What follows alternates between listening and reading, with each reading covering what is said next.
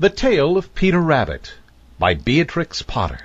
Once upon a time there were 4 little rabbits, and their names were Flopsy, Mopsy, Cottontail, and Peter.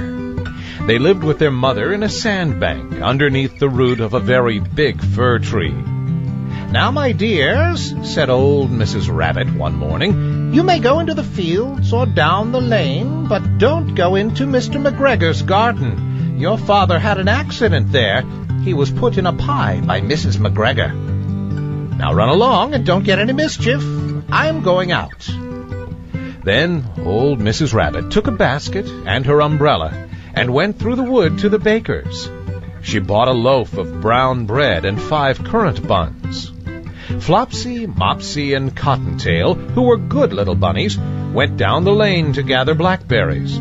But Peter, who was very naughty, ran straight away to Mr. McGregor's garden and squeezed under the gate. First, he ate some lettuces and some French beans, and then he ate some radishes, and then, feeling rather sick, he went to look for some parsley. But round the end of a cucumber frame, whom should he meet but Mr. McGregor?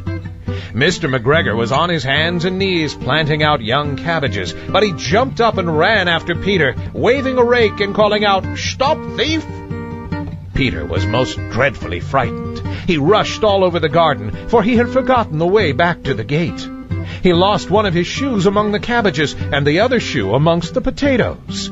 After losing them, he ran on 4 legs and went faster, so that I think he might have got away altogether if he had not unfortunately run into a gooseberry net and got caught by the large buttons on his jacket. It was a blue jacket with brass buttons, quite new. Peter gave himself up for lost and shed big tears. But his sobs were overheard by some friendly sparrows, who flew to him in great excitement and implored him to exert himself. Mr. McGregor came up with a sieve, which he intended to pop upon the top of Peter, but Peter wriggled out just in time, leaving his jacket behind him, and rushed into the tool shed and jumped into a can. It would have been a beautiful thing to hide in if it had not had so much water in it. Mr. McGregor was quite sure that Peter was somewhere in the tool shed, perhaps hidden underneath a flower pot. He began to turn them over carefully, looking under each.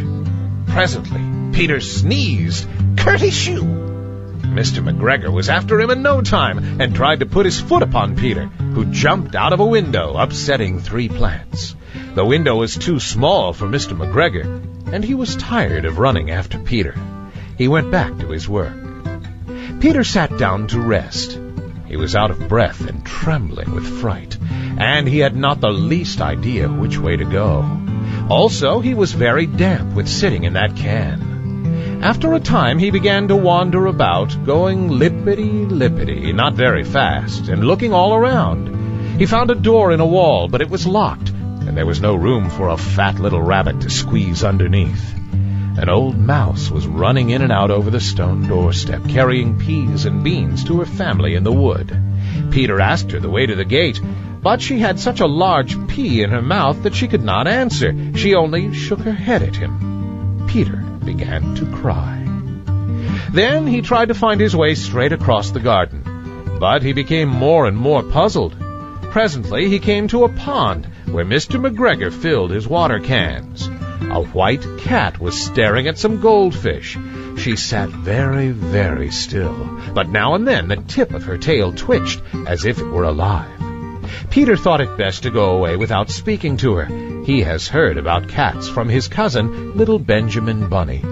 He went back towards the tool shed, but suddenly, quite close to him, he heard the noise of a hoe. Scritch, scratch, scratch, scritch. Peter scuttered underneath the bushes. But presently, as nothing happened, he came out and climbed upon a wheelbarrow and peeped over. The first thing he saw was Mr. McGregor hoeing onions. His back was turned towards Peter, and beyond him was the gate. Peter got down very quietly off the wheelbarrow and started running as fast as he could go, along a straight walk behind some black currant bushes. Mr. McGregor caught sight of him at the corner, but Peter did not care. He slipped underneath the gate and was safe at last in the wood outside the garden. Mr. McGregor hung up the little jacket and the shoes for a scarecrow to frighten the blackbirds. Peter never stopped running or looked behind him till he got home to the big fir tree. He was so tired that he flopped down upon the nice soft sand on the floor of the rabbit hole and shut his eyes. His mother was busy cooking. She wondered what he had done with his clothes. It was the second little jacket and pair of shoes that Peter had lost in a fortnight. I am sorry to say that Peter was not very well during the evening. His mother put him to bed and made some chamomile tea, and she gave a dose of it to Peter. 1 tablespoon to be taken at bedtime. But Flopsy, Mopsy, and Cottontail had bread and milk and blackberries for supper. The end.